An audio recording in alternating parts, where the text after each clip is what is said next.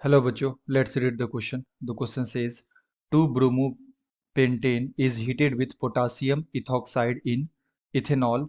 The major product obtained is option 1 में दे रखा है 2 इथॉक्सी पेंटेन, 2 में दे रखा है पेंटीन 1, सी में दे रखा है ट्रांस 2 पेंटीन एंड डी में दे रखा है सिस पेंटीन 2। तो आइए बच्चों चेक करें इसका करेक्ट आंसर क्या होगा। एंड फर्स्ट ऑफ ऑल बात करते हैं की concept.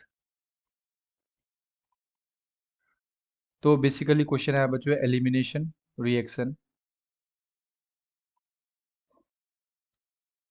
Elimination reaction of hello alkane. And हमारे पास क्वेश्चन में दे रखा है 2 ब्रोमोपेंटेन। तो सबसे पहले इसका स्ट्रक्चर बनाते हैं कि ये कैसा होता है। तो यहाँ पे हमारे पास 5 कार्बन होंगे, CH3, CH2, CH2, C, यहाँ पे होगा बच्चों Br, H एंड CH3। ये हमारा क्या हो गया, टू ब्रोमो टू ब्रोमोपेंटेन।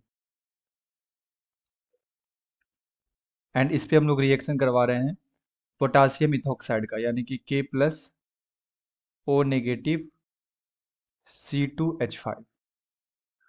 तो जब भी हम लोग बच्चों स्ट्रॉन्ग बेस के प्रेजेंस में रिएक्शन करवाते हैं तो यहाँ से E2 रिएक्शन हो जाता है, यानी कि अल्फा बीटा एलिमिनेशन होगा, है ना। ये कैसा देगा रिएक्शन, E2 रिएक्शन देगा। एंड ये जो E2 रिएक्शन होता है ये सिंगल स्टेप रिएक्शन होता है। ये रिएक्शन प्रोसीड करता है थ्रू ट्रांजिशन स्टेट। तो यहाँ पे एक इंटरमीडिएट बनेगा like this CH3, CH2, CH2, यहाँ पे हमारे पास है C एंड ये हो गया हमारे पास H and CH2, H and Br। तो ये जो हमारे पास बेस होता है बच्चों, ये बेस क्या करता है, ये H+ को लेगा, यानी कि जो बेस है हमारे पास O- C2H5, ये क्या करता है H+ को लेता है एंड ये बॉन्ड बेसिकली ब्रेक करता है ना। तो हम लोग इसको डॉटेड लाइन से रिप्रेजेंट कर सकते हैं। ये बॉन्ड क्या होता है, ब्रेक करता है इस तरह से। एंड ये बॉन्ड भी क्या होता है बच्चों, ब्रेक करता है। ये bond, yes, carbon and halogen. तो हम लोग इसे डॉटेड लाइन से रिप्रेजेंट कर दे सकते हैं। तो ये जिस कार्बन पे हेलोजन लगा हुआ है इसे हम लोग बोलते हैं अल्फा कार्बन, इसके बगल वाले को क्या बोलते हैं, बीटा कार्बन। एंड ये भी हमारा क्या होगा, बीटा कार्बन। तो जो बेस होता है ये H+ को लेता है इस तरह से, एंड यहाँ पे न्यू बॉन्ड का फॉर्मेशन होता है बिटवीन कार्बन एंड कार्बन, है ना, एल्कीन का फॉर्मेशन होता है। एंड जो ओल्ड बॉन्ड होता है वो क्या होता है, ब्रेक करता है। तो यहाँ से क्या निकलेगा, Br, वो K के साथ कंबाइन होकर KBr बना देगा एंड यहाँ से हमारा क्या बन जाता है, एल्कीन बन जाता है। तो हमारे पास बनेगा CH3, CH2, CH2 एंड यहाँ पे लगा हुआ बच्चों हमारे पास CH डबल बॉन्ड CH2। तो ये हमारे पास एल्कीन बनेगा। तो बेसिकली हमारे पास 2 बीटा पोजीशन है, एक ये वाला बीटा पोजीशन एंड एक ये बीटा पोजीशन। तो एक बार इधर इधर से H निकलेगा एंड एक बार इधर से H निकलेगा। तो बेसिकली हमारे पास दो एल्कीन का फॉर्मेशन होगा। तो अगर मैं यहाँ से हटाऊंगा तो मेरे पास ये बन गया एल्कीन, है ना। इसे हम लोग क्या बोल सकते हैं, इसे बोल सकते हैं पेंट 1 इन, ओके।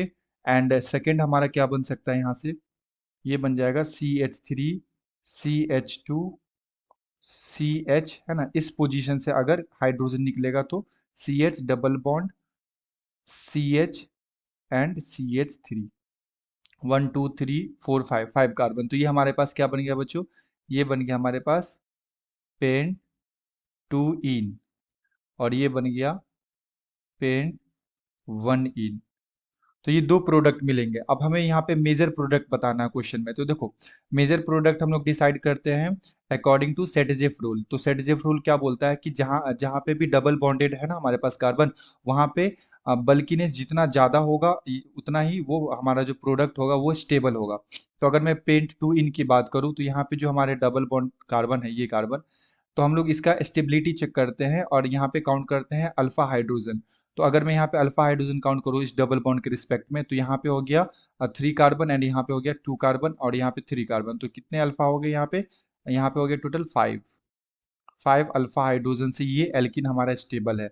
एंड अगर मैं इस डबल बॉन्ड को काउंट करके देखूं बच्चों, इस डबल बॉन्ड को, तो इसके रिस्पेक्ट में यहाँ पे बस 2 अल्फा हाइड्रोजन है, तो 2 अल्फा हाइड्रोजन।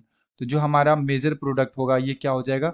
ये हो जाएगा ये 5 अल्फा हाइड्रोजन वाला, डेट इज पेंट टू इन हमारा क्या हो जाएगा? मेजर हो जाएगा। अब इसमें भी हमें ये चेक करना पड़ेगा कि ये ज्योमेट्रिकल आइसोमेरिज्म शो कर रहा है या नहीं कर रहा है। तो आइए चेक कर लेते हैं। तो हमारे पास है CH3 CH2 CH double bond. इसे मैं इस तरह से लिख लेता हूँ बच्चों, 1 सेकेंड। इधर आ गया मेरे पास हाइड्रोजन, यहाँ पे C एंड हाइड्रोजन, यहाँ पे CH3। तो यस, ये जो हमारा डबल बॉन्डेड कार्बन होता है ना, इस पे हम लोग को ये चेक करना है कि ये जो ग्रुप लगा हुआ है ये डिफरेंट है या नहीं है। तो ये यहाँ पे इथाइल लगा हुआ है एंड ये हाइड्रोजन डिफरेंट है इस कार्बन के ऊपर, एंड इस कार्बन के ऊपर भी यहाँ पे क्या लगा हुआ है? एक हाइड्रोजन लगा हुआ है एंड एक क्या लगा हुआ है बच्चों? मिथाइल लगा हुआ है। तो ये दोनों डिफरेंट है, ये भी दोनों डिफरेंट है, यानी कि ये ज्योमेट्रिकल आइसोमेरिज्म शो करेगा। एक इसका बनेगा सिस प्रोडक्ट एंड एक बनेगा ट्रांस प्रोडक्ट। तो अगर मैं इसका प्रोडक्ट बनाऊं बच्चों सिस और ट्रांस, तो ये मैं ऐसे बना सकता हूँ C2H5, यहाँ पे हमारे पास कार्बन, ये हाइड्रोजन हो गया डबल बॉन्ड C, यहाँ पे हो गया हमारे पास मिथाइल एंड ये हाइड्रोजन।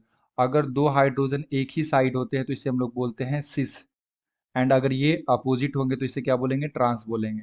तो C2H5, यहाँ पे आ गया CH डबल बॉन्ड, यहाँ पे आ गया हमारे पास C एंड यहाँ पे आ गया बच्चों हमारे पास हाइड्रोजन एंड यहाँ पे आ गया हमारे पास मिथाइल। तो ये दोनों हाइड्रोजन अभी अपोजिट हो गए 180 डिग्री पे, तो इसे हम लोग क्या बोल सकते हैं? ट्रांस बोल सकते हैं। तो जो हमारा ट्रांस होता है ये क्या होता है बच्चों? मेजर प्रोडक्ट होता है। एंड जो सिस होता है ये क्या होता है? माइनर होता है। ऐसा इसलिए क्योंकि यहाँ पे रिपल्सन क्या है? मिनिमम है, और रिपल्सन मिनिमम होगा तो यहाँ पे स्टेबिलिटी ज़्यादा होता है। Okay, that's why trans is the major product. तो हमारा जो करेक्ट आंसर हो जाएगा, यहाँ से हम बोल सकते हैं ट्रांस टू पेंटीन जो होगा ये हमारा करेक्ट होगा, है ना? ये मेजर प्रोडक्ट होगा इस रिएक्शन का। So this is the answer. I hope you will understood it well. Best of luck. Thank you.